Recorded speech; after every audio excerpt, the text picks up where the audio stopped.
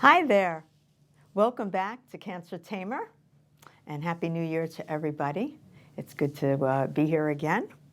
I want to give a shout out to Debra Barone, who's the composer of the music in the beginning of the show and at the end, who just received a plaque of a lifetime achievement of over 100 million streams for his music that he made and composed, songs that he produced for other people and engineered, amazing stuff that he did. And he's also an executive producer of Red Planet Records, Ltd. and LLC, and just want to say congratulations. Well, another great thing that happened recently was Cancer Tamer partnered with Staten Island Ballet Theater Company .org, and we received a bunch of tickets to bring cancer patient survivors to the Staten Island Ballet to see the Nutcracker at College of Staten Island. It was a beautiful night, and everyone had a good time. And I want to thank Miss Ellen Tharp, who's the founder of Staten Island Ballet. And I want to thank the people that came that also helped support the Staten Island Ballet by buying items that were sold that night. So thank you. Hopefully we can do that again. And so let us know if you ever were interested again. We could do that. Now, a very interesting story, which was very upsetting too, in the New York Post on January 7th, 2024, that Memorial Sloan Kettering patients might lose in-network Cigna coverage. Cigna is an insurance company. And it was really scary. I advise all to contact Cigna and complain about it. And also to Memorial Sloan Kettering, because maybe Cigna feels that the prices are too high. I'm not sure of the whole story. I did reach out to Cigna to put in my complaint. I called the Staten Island Advance, hoping that they'd pick up the story. I haven't heard from them yet. I also reached out to AARP, AARP, organization that usually advocates for elderly people, but for a lot of different people. And I'm talking about cancer patients, survivors. I personally went to Sloan for my second opinions for my breast cancer and for my leukemia. I wound up staying with my doctor, but thank God Cigna took care of all the payments, which was really great. And in the future, what if I need more help, more treatments, and I go to Sloan? And also, if Cigna gets away with this, then who's to say that other big major hospitals won't follow suit? So it's important. I also reached out to the author, the writer of New York Post, and explained how I felt about it. And I also reached out to Borough President's office. They have a doctor that advises certain things on their board. I reached out to her. I have not heard from that office either. Sometimes what happens is, if it doesn't happen to you, they're not interested, right? I mean, it really depends on that. But I'm not giving up, because I do have friends that have gone to Sloan, and it's really helped save their life. And I actually know someone right now that's at Sloan. 3 months he's been there, and he does have Cigna. So I worry about that. His family has enough to worry about. They don't need to worry if it's going to be now out of network and how much out of pocket it's going to be. So please, I ask you to help out, reach out to these companies. Right now, it's a luxury for people that don't need any of it, but how about the people that do? So please reach out. Thank you. Now on WebMD, I found some really good information. One was the benefits of vitamin D. People just think of vitamin D as sunshine, something in your milk or your food, and that, it helps with bones. Well, it does help with your bones, especially combined with calcium. But also, it can boost your moods. Did you know that? Your immunity. It can lower risk of colon cancer, prostate cancer, and breast cancer, which is very important, and of course, a bone builder. But it also heals wounds, relieves muscle aches, and if you breastfeed, you're losing some vitamin D, so please take supplements. And how about the people that had gastric bypasses or the sleeve to lose weight? Well, it's harder for your body then to absorb these nutrients, and obese people and people with high body mass index. So you need to take supplements. Now, to find out if you have or if you're low in vitamin D, it's a simple blood test. You ask your doctor when he's doing your annual physical to also look for the vitamin D level. Or if you go to a bone doctor, they usually do that. And also, it's very important when you've been on meds for cancer to get a bone doctor anyhow. This way he or she can look at your bones every year. Also on WebMD, I read about supplements to avoid with certain cancer medications. And a lot of us want to try natural treatments to eradicate or treat breast cancer and other cancers. But some of the plant compounds you need to avoid. Like, I didn't realize red clover, black cohosh, donquo, evening of primrose, or licorice. Yeah, things I didn't know. Actually, my leukemia doctor said that with my leukemia medicine, I should not be taking any kind of or eating pomegranate seeds or eating dandelion, which can interfere with the medications. So you need to talk to your doctors about all this and let them approve. What they usually do when you have cancer is to also see a dietitian, nutritionist from the hospital that really knows what's going on. Because when you look on the sites sometimes of like what mixes or doesn't mix with your medication, it doesn't show you everything. Only the doctors have a special website that they can get in because they're professionals and they can see a lot more than we can see. So that's important to know. Another interesting fact with WebMD was height and health. Now, what's that all about? Well, believe it or not, the lower the height, the lower your odds of getting certain cancers. I don't know how true that is because I'm pretty short, but that's what they say in this story here. And if you're tall, you're less likely to get diabetes. Again, I think it depends also on your diet.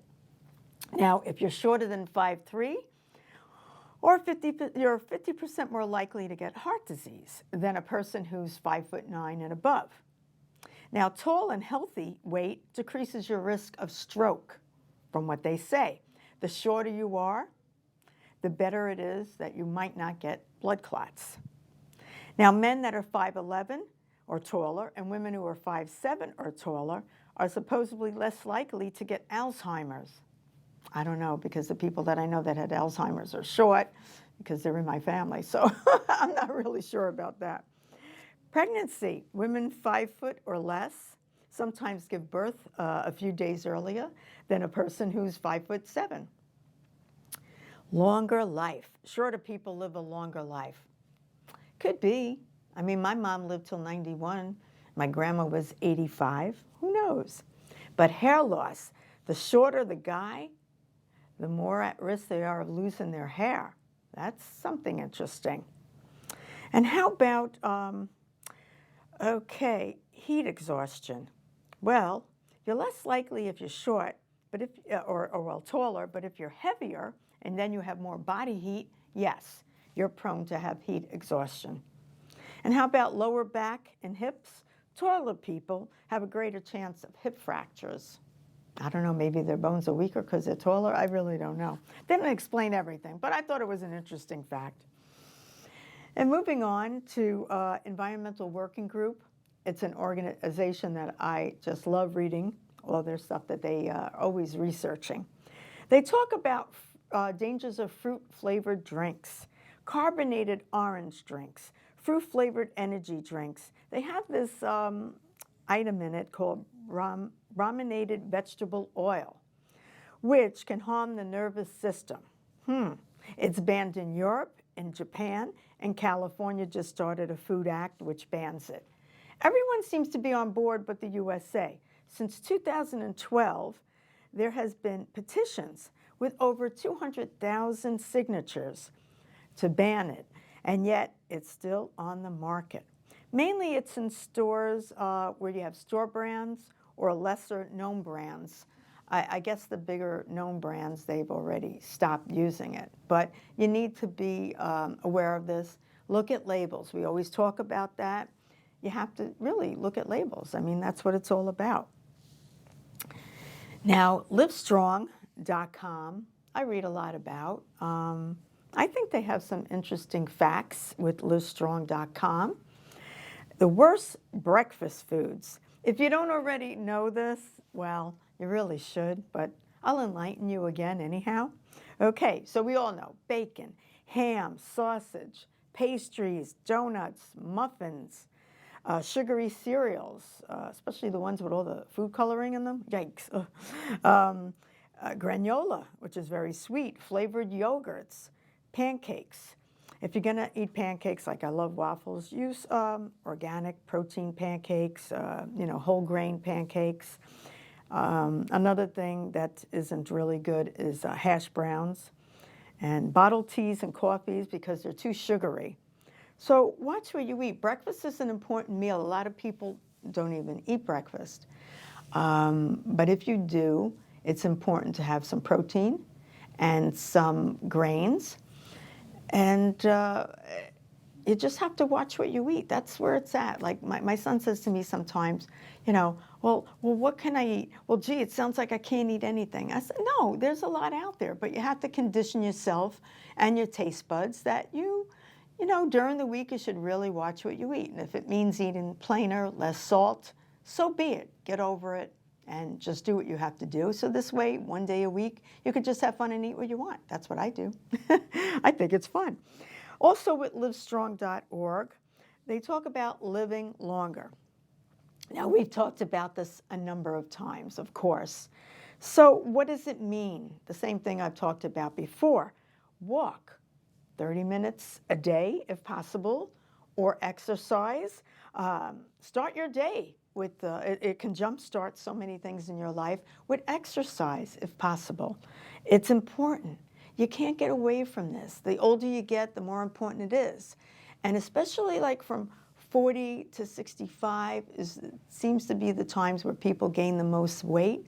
And right after that, then there starts to be problems. So stay ahead of it with the exercise, eat more vegetables and fruit, which you already know. Challenge your brain, puzzles, new instrument. I learned a new instrument, the ukulele, at the JCC, learn a new language.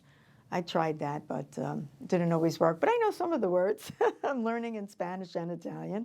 Also with livestrong.com, we talk about gut problems.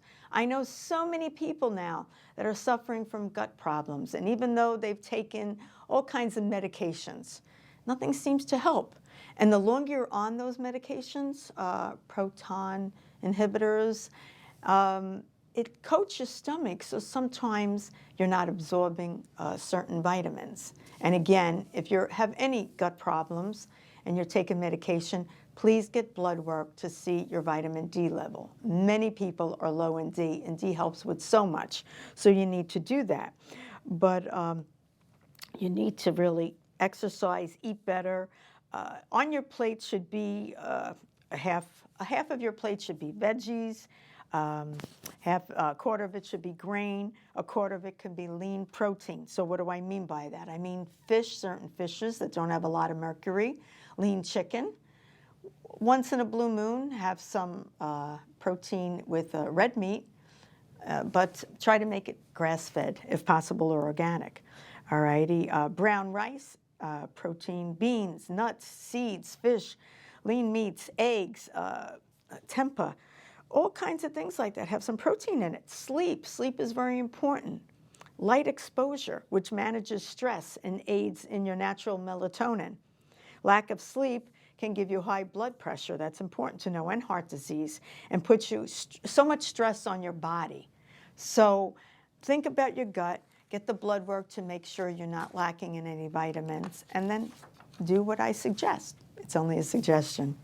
Also with Livestrong, they talk about quinoa versus oatmeal. Many of us have been taught oatmeal will help you reduce the risk of heart problems, Well, actually, when we talk about proteins and quinoa has more protein. Actually, 1 cup has 8 grams of protein compared to 6 grams with the oatmeal. It has 5 grams of fiber, and oatmeal has 4 grams. Quinoa has 118 milligrams of magnesium, and oatmeal only has 61 milligrams. But oats have iron. So what did I decide to do when I make my oatmeal? Because I love oatmeal. I usually have it 4 times a week. Now what I do is I put 4 tablespoons of quinoa, and I mix half of the oatmeal that I usually use. So I used to cook, let's say, half a cup. Now I mix it with a 1/4 cup. So this way you're getting all your protein and your vitamins, but you're getting your iron from the oatmeal. Well, I have some exciting news. Founder Dr. Charlie of Cancer Tamer partnered with Cancer Tamer Foundation for a very unique and empowering look at women and breast cancer. It's called Breast Cancer Mermaid Art Project. She's asking all to come up with a beautiful picture of what you think a mermaid would look like if she had breast cancer. And hey, maybe there are male breast cancer people out there, and maybe there are male mermaids. So even men can do this too. Okay, so go on the website, which is cancertamer.org, and you have till the April 6th is the deadline, and enter the contest and send your artwork in. I wish you luck. It sounds like such a fun event, and I think the artwork will be shown in Florida in May. So we'll let you know who the winner is anyhow.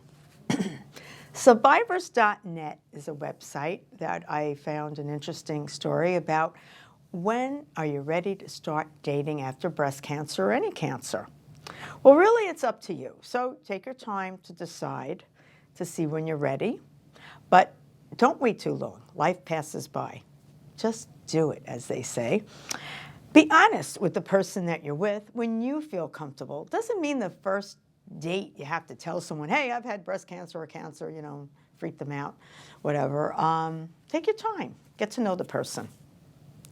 If you've had a mastectomy, sharing this information will show you if the person is empathetic or is narcissistic and can't handle it. And if that's the case, then dump the son of a gun. Alrighty. Now just have fun. It doesn't mean you have to have such a serious conversation the first few times you go out. Just have fun. That's all. You're just going out, having a good time. Pamper yourself. Like buy yourself a new outfit, get your hair done, put on makeup, whatever. Or for a guy, hey, listen, change your look because you have changed. You've changed for the better. Remember that. You're healthy now. Change for the better. So get a new look even, And be open when you feel sad, scared. Talk about it.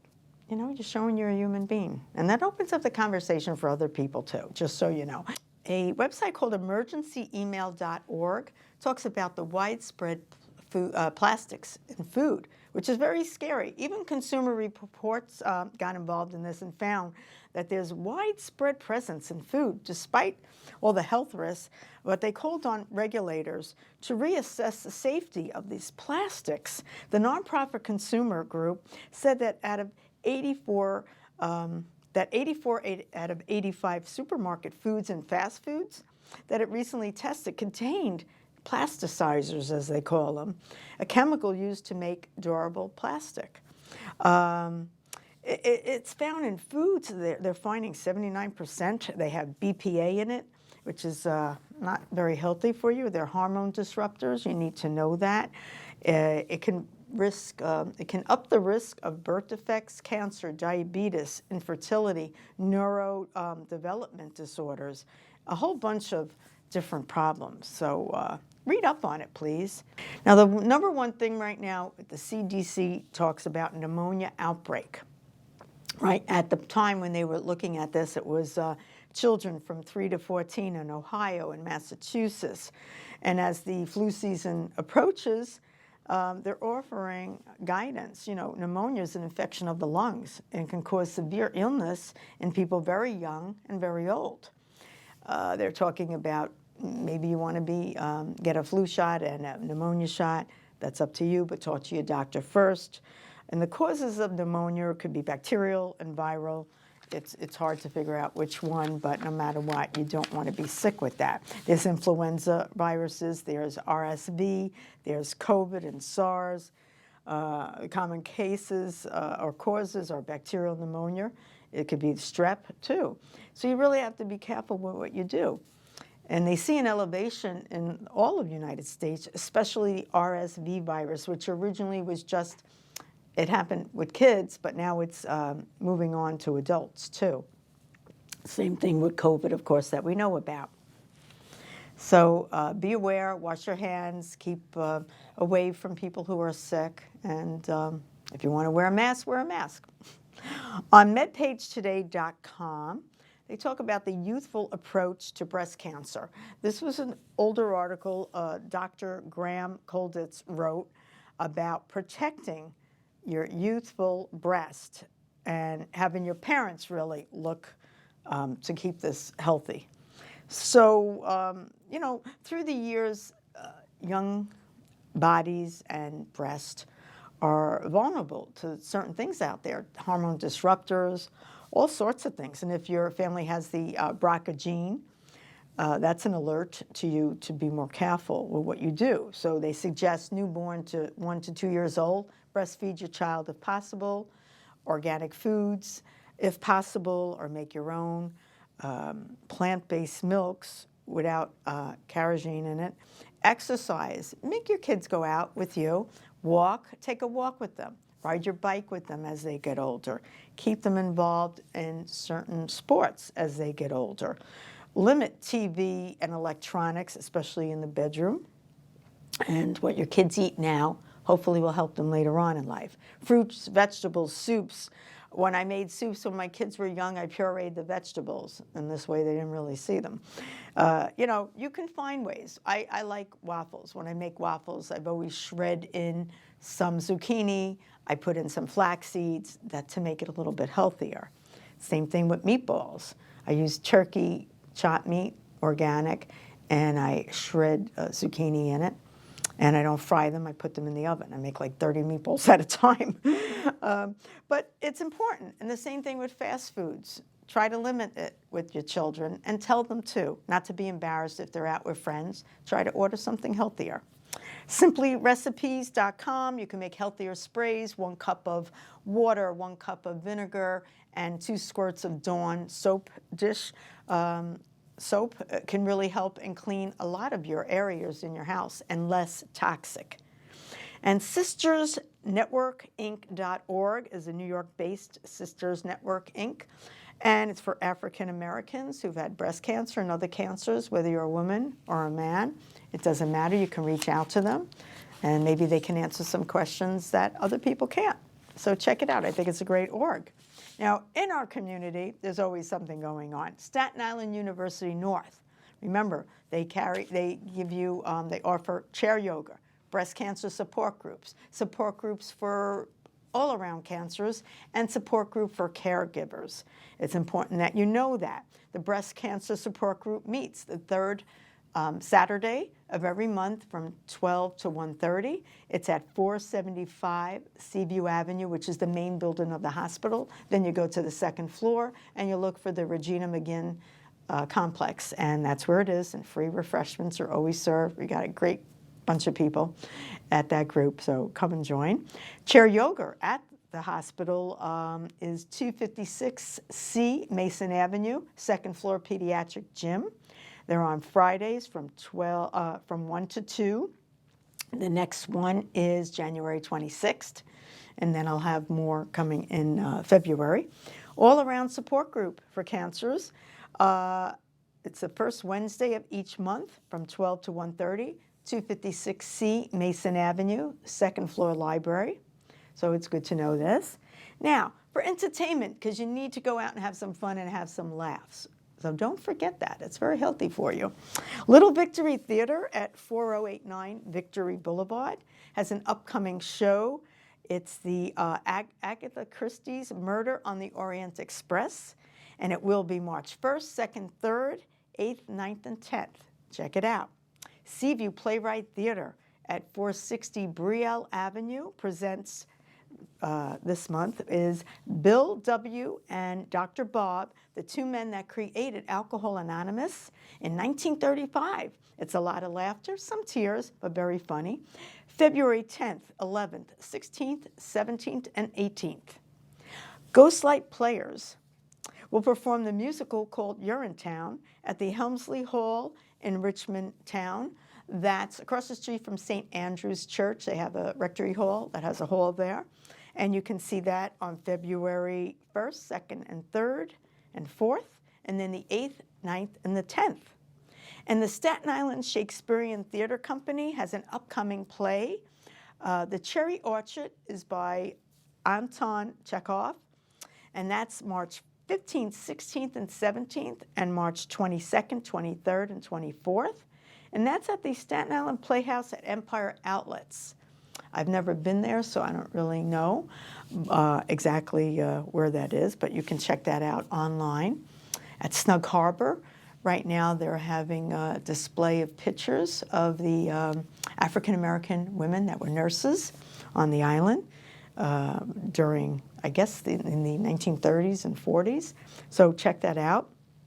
And don't forget, at the JCC. Now, there's two locations. There's one on Arthur Kill Road on the South Shore, and then there's a big complex on Manor Road.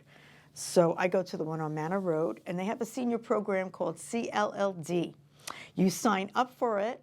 It's free to sign up. And with that, it gives you the opportunity to have lunch every day at the place for, I think it's $2 or $3. You can take any classes. They have art classes. They have computer classes. They have classes to learn instruments like the ukulele, the guitar. There's singing lessons. There's tap dancing lessons. There's an array of stuff that you could do. There's history, Jewish history. Whatever you can find there, you could. Oh yeah, and exercise classes. There's aerobic, there's Zumba, there's and all these classes, it's only $3 donation. If you don't drive, you can take a van there. Or you can call up for van service. I think that's $2 for a donation. And one day a week they have for cancer patients, a free exercise class. And on Thursday nights, once a month, you can eat and dance for a donation of $10. Check it out. It's a lot of fun. And I thank you so much for being with me today. And thank you, Dr. Charlie, for Cancer Tamer. And see you next month. Have a great time today, and always have fun. Thank you so much.